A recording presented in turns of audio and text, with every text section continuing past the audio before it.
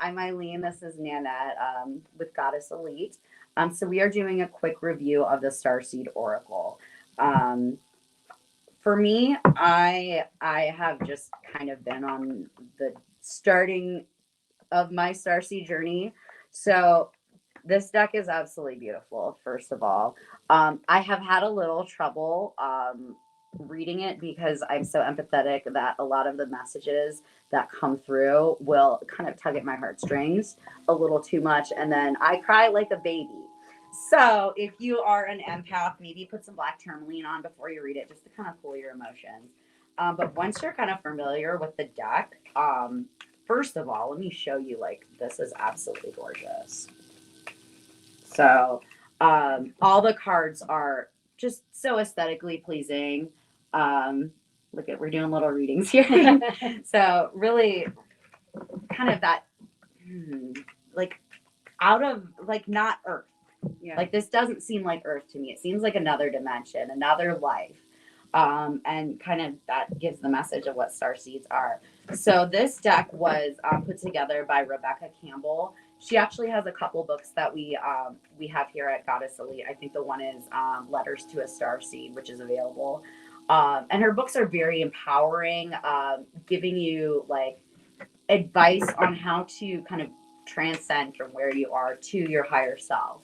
And I feel that same kind of message from the Starseed Oracle. If you've read Oracle cards before, a lot of them I feel like are easier to read than tarot because they give you little hints on the bottom. This deck is it's not as descriptive as some of the other cards are. So like this card, for example, it just says wait. It's not time yet. Things are being woven. So, and you see there's a woman here kind of being sucked into a galaxy. So if you're familiar with what star seeds are, they're basically like reincarnated souls that are sent here on a mission. So this card is telling you, you know, maybe when if you're experiencing that star seed life, it's not time for you to, you know, start your mission yet. But also if you're just reading for somebody in front of you, it could be, you know, it's not time to move forward, or it's not time to, you know, buy a house. It's not time to end a relationship, start a relationship. Like things are being woven, like higher powers are at work. So they're cards that are a little harder to read intuitively, at least for me. But I'm also like a baby reader, and Nanette's kind of a pro. So if you want to take the mic and tell us your experience. Like this one kind of jumped out at me. Lost lands, soul memories, and gifts. You've done this before. And looking at the artwork on this one, you kind of start getting those images of like Atlantis, Lemuria. So if you're kind of familiar with some of the things in the imagery, you can kind of get a little bit more intuitive messages with it.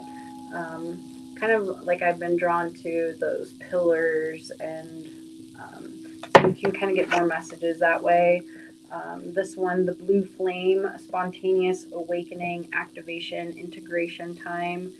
That can be kind of like receiving that divine light coming in for you, and it's time for your activation and integration and kind of like rest phase of your cycle.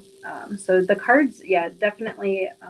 If it would be more for a reading for someone that is kind of in that star seed, you wouldn't want to use this deck for someone that doesn't know about like galactic energy or star seeds. It would be kind of a strange deck to read with for the regular it reading. Does I read a little bit of the guidebook when I first got it. So it actually the box, if you look at it, it makes this V, right? So you can actually use the box for your readings. So in the guidebook, you can do a past, present, future reading with the box. So it's past, present, and future, just like that. That's kind of hard to show. But so especially if you're new to reading, like a 3-card spread is kind of like the beginner, you know, past, present, future. So it's nice to kind of put them out like that.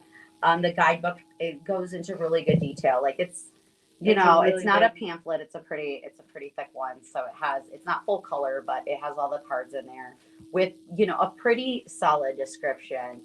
So this is one of the decks that where, some of them, if you know Oracle or if you know Tarot, you don't need to read the guidebook to really know how to read the cards. This is one where if you want to read seriously with this deck, I would recommend, Yeah, each having a cup one. of coffee and reading through this, or at least, making yourself more familiar with the cards before you start, like, reading, for your friends or for your family or for yourself, just so you're not as confused. Because I'm still relatively new to this deck, so I'm always flipping in the guidebook when I'm pulling cards. Like, again, I can get an intuitive message from it, but at the same time, I'm like, I want to know more. Yeah. I don't want to look at this and be like, okay, star ancestors, hidden secrets, lost wisdom. Look a little deeper.